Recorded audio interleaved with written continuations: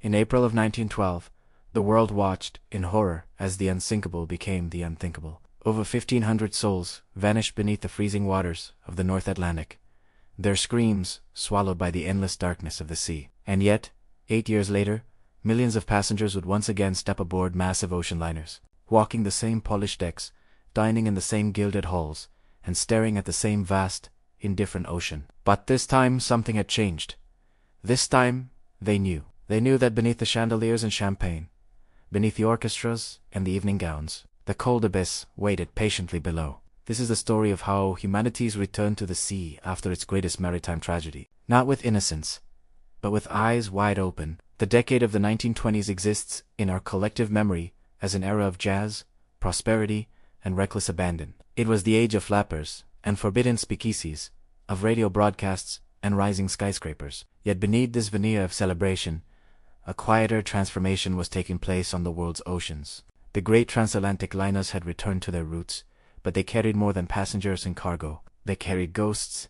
The sinking of the RMS Titanic on April 15, 1912, had shattered an illusion that humanity had carefully constructed over decades. The belief that technology had conquered nature, that steel and steam could triumph over wind and wave. When that supposedly indestructible vessel broke apart and descended 2 miles to the ocean floor, it took with it not only 1,523 lives, but also a certain kind of innocence. The world before April 1912 had believed in the infallibility of progress. The world after knew better. By the time the 1920s arrived, the shipping industry had undergone a profound metamorphosis. Naval architects no longer designed their vessels with arrogance. They designed them with humility. Safety was no longer an afterthought but a foundation, and passengers, who once boarded ocean liners with carefree excitement, now did so with a complicated mixture of wonder and wariness. To travel by ship in the 1920s was to participate in one of the most psychologically complex experiences of the modern age. A journey that demanded courage, offered luxury, and never let you forget the price that others had paid for your safer passage. When the Titanic sank, it did not sink alone. Its sister ship, the RMS Olympic, was immediately pulled from service. For 6 months, beginning in October of 1912, naval engineers worked around the clock to transform the Olympic into a vessel that could never be accused of repeating history. The modifications were extensive and profound. The number of major watertight compartments was increased from 16 to 17. 5 transverse watertight bulkheads were raised higher and reinforced with additional stiffening. An inner skin was added to the hull, in the areas surrounding the machinery spaces, creating a double bottom that extended further up the sides of the ship. The intent was clear and urgent: to create a vessel that could remain afloat even if an entire section of its hull was breached. When the Olympic returned to service in March of 1913, it was not the same ship that had departed Southampton alongside its doomed sister. It was heavier, slower, and fundamentally different in its relationship to the sea. But it was also safer. And this transformation became the template for an entire industry. Throughout the 1920s, every major ocean liner incorporated these lessons into its design. Passengers stepping aboard these vessels were boarding the direct descendants of tragedy. Ships that existed in their improved form only because of the 1,500 souls who had perished in the North Atlantic. The psychological weight of this inheritance was impossible to ignore. Every lifeboat hanging from its davits, every life jacket stored in cabin closets, every safety drill conducted on departure day. All of these were silent memorials to those who had died without such precautions. The passengers of the 1920s understood this implicitly. They knew that their safety had been purchased with the lives of others, and this knowledge colored every moment of their voyage with a particular kind of gravity that earlier generations had never experienced. The International Ice Patrol was born from the frozen waters that claimed the Titanic. Established in 1913, just 1 year after the disaster, this organization monitored the movement of icebergs throughout the North Atlantic shipping lanes. By the 1920s, its operations had become sophisticated and systematic. Ships received regular radio communications, detailing the location and trajectory of ice formations, allowing captains to adjust their courses accordingly. What had once been a matter of luck and visual observation had become a science of prediction and prevention. But ice was only one of many concerns addressed by the transformed maritime industry. The International Convention for the Safety of Life at Sea, first convened in 1914, established new standards that would have seemed excessive just years earlier. Ships were now required to carry enough lifeboats for every person aboard, a requirement that the Titanic had famously failed to meet. Radio equipment was mandated on all passenger vessels, with operators required to maintain constant watch. Distress signals were standardized, ensuring that a ship in peril could communicate its situation clearly and immediately. These changes were not merely technical. They represented a fundamental shift in philosophy. Before the Titanic, the ocean had been viewed as a challenge to be conquered, an adversary to be defeated through sheer engineering prowess. After the Titanic, the ocean was respected as an environment that demanded preparation, vigilance, and humility. The ships of the 1920s were designed not to dominate the sea but to survive it. Every rivet, every bulkhead, every piece of safety equipment reflected this new understanding. Passengers traveling during this decade were perhaps the first generation in maritime history to voyage aboard vessels designed with the explicit acknowledgement that the sea could never be fully tamed. And you can be part of the first generation of subscribers to the channel. Subscribe and leave a like before we continue. Despite the shadow of tragedy, the transatlantic liners of the 1920s remained monuments to human aspiration and artistry. For first-class passengers, stepping aboard one of these vessels was like entering a floating palace. Grand staircases swept upward beneath ornate glass domes. Dining rooms stretched the width of the ship, their walls adorned with mahogany paneling and gilded fixtures. Private cabins featured electric lighting, running water, and personal safes for valuables. Amenities that had been pioneered decades earlier on vessels like the RMS Oceanic but which had now reached unprecedented levels of refinement. The contrast between classes was stark and deliberate. While first-class passengers dined on pheasant and champagne in rooms designed to rival the finest hotels of London and New York, third-class passengers occupied spaces that had originated, quite literally, as cargo holds. In earlier decades, these lower decks had been used to transport cattle across the Atlantic. When immigration swelled in the late 19th century, shipping companies had recognized the profit potential of human cargo and converted these spaces into passenger accommodations. The legacy of this conversion persisted into the 1920s. Third-class cabins were cramped and utilitarian, their amenities basic, their locations deep within the ship, where the thrumming of engines was constant and the rolling of waves most pronounced. Yet even for third-class passengers, the experience of transatlantic travel in the 1920s represented something extraordinary. Many of these travelers were immigrants seeking new lives in America, and for them the ship was more than transportation. It was a threshold between worlds. The 12-day voyage provided time for reflection, for preparation, for the psychological transition from old identity to new possibility. Rich and poor alike shared the same vessel, the same horizon, the same vulnerability to the sea. And while their accommodations differed dramatically, they all participated in the same fundamental experience, trusting their lives to a machine of steel and steam surrounded by thousands of miles of unforgiving ocean. Life aboard a transatlantic liner in the 1920s followed rhythms as precise and predictable as the turning of the ship sails. Each day began with the ringing of bells, summoning passengers to breakfast in their respective dining halls. For first-class travelers, this meal was an elaborate affair, silver service, white linen, stewards attending to every need. For third-class passengers, breakfast was simpler but no less significant.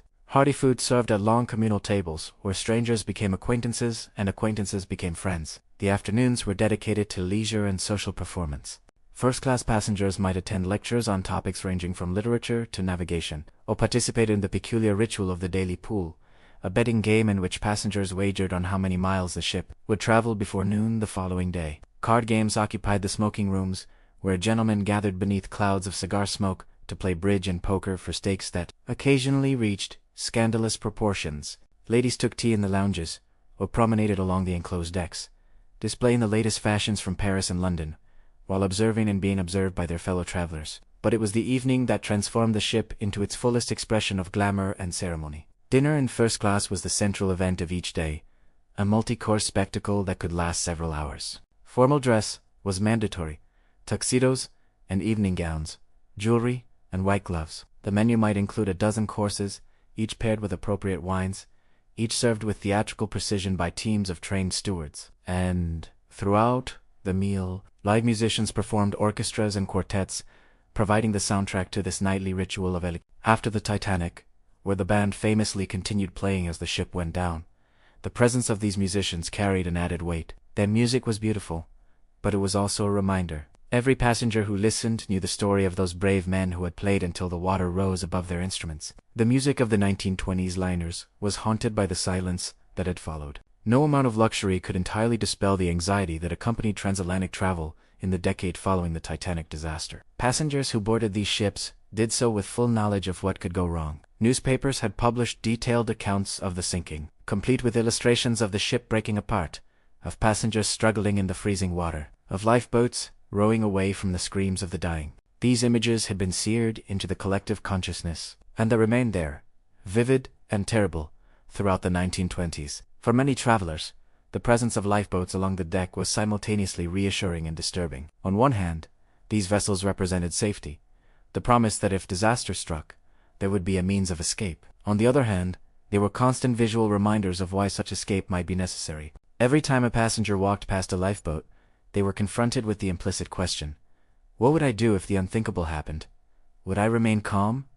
Would I help others? Would I survive? These questions had no answers until they were tested, and most passengers hoped fervently that they would never face that test. Some travelers dealt with their anxiety through ritual and superstition. They avoided sailing on dates they considered unlucky, or they touched certain parts of the ship as they boarded for good fortune, or they said prayers each night before sleeping in their cabins. Others coped through denial, throwing themselves into the social whirl of shipboard life with such intensity that they had no time to contemplate danger. Still others confronted their fear directly, viewing the voyage as an act of courage, a declaration that tragedy would not keep them from living fully. Whatever strategy they employed, passengers of the 1920s could never achieve the innocent confidence of their pre-Titanic predecessors. They sailed with eyes open to possibility, aware that the beautiful ship beneath their feet could become their tomb. Amid the caution and the memory of tragedy, another force drove the maritime industry forward: competition. The Blue Ribbon was an unofficial prize awarded to the ship that crossed the Atlantic in the shortest time, and shipping companies pursued it with passionate intensity. For passengers, traveling aboard the fastest ship represented not just efficiency but status. Speed was progress made visible, the triumph of human ingenuity over nature's vastness. To sail on a record-breaking vessel was to participate in history. The White Star Line, which had owned the Titanic, maintained regular service throughout the 1920s, with ships departing Southampton every Wednesday like clockwork. This predictability was itself a form of reassurance, a demonstration that despite tragedy, the machinery of civilization continued to function. Passengers could plan their crossings with confidence, knowing exactly when they would depart and approximately when they would arrive. In an age before commercial aviation, this reliability was remarkable and valued. Yet the pursuit of speed created its own tensions. The Titanic had been traveling at near maximum velocity through an ice field on the night it sank, a decision made partly in pursuit of glory and partly in response to competitive pressure. Passengers of the 1920s were aware of this history, and some worried that the same forces that had driven the Titanic to its doom might drive their own vessel into danger. Shipping companies worked to reassure travelers that safety would never be compromised for speed. But the memory of that April night made such reassurances difficult to accept without reservation. Every passenger who boarded a swift liner understood that they were trusting the captain to balance the desire for records against the imperative of survival. The length of a transatlantic crossing, approximately 12 days, from Europe to America, created a unique social and psychological environment. Unlike modern air travel, which compresses the journey into hours, the ocean voyage of the 1920s provided time. Time to think, time to prepare, time to transform. Passengers did not simply travel from one place to another. They lived through a transitional period that was neither here nor there, suspended between their past and their future. This extended duration fostered the development of shipboard communities. Strangers who boarded in Southampton as isolated individuals might disembark in New York as friends, lovers, or business partners. The enforced proximity of ship life broke down social barriers that would have remained impervious on land. Conversations that would never occur in normal circumstances became natural in the informal atmosphere of the deck or the dining room. Romances blossomed with the intensity of limited time, knowing that the voyage would end and participants would scatter to separate destinations. For some passengers, these connections would fade like the wake behind the ship. For others, they would prove to be the defining relationships of their lives. The ship itself became a temporary society with its own rules, hierarchies, and rhythms. Passengers learned to navigate not just the physical geography of decks and corridors,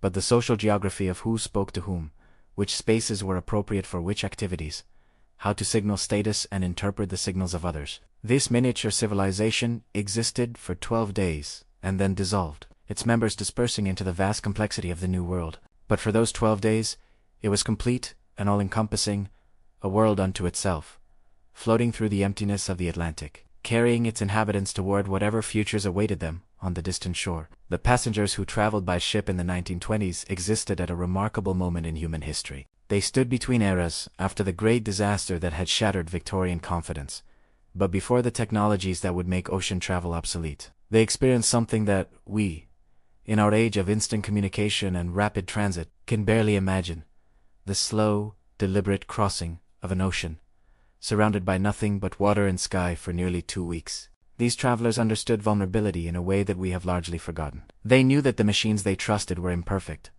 that the sea they crossed was indifferent to their survival, that safety was never guaranteed but only approximated. And yet, they traveled anyway. They dressed for dinner and danced to orchestras and played cards and fell in love and worried about icebergs and prayed for calm seas. They lived fully within their circumstances, embracing both the luxury and the danger, the beauty and the fear. Today, we cross the Atlantic in 6 hours, watching movies and sleeping in our seats, barely aware of the ocean 35,000 feet below. We have traded the terror and the transcendence of the sea voyage for efficiency and convenience. This is progress, certainly, and few would wish to return to an age when a journey to Europe required 2 weeks and a confrontation with mortality. But something has been lost as well: the profound experience of transition, the forced contemplation that came with 12 days of ocean, the knowledge that we were small creatures crossing a vast and ancient expanse that cared nothing for our schedules or our dreams. The passengers of the 1920s sailed in the shadow of the Titanic, and that shadow changed everything about their journey. It made them more cautious,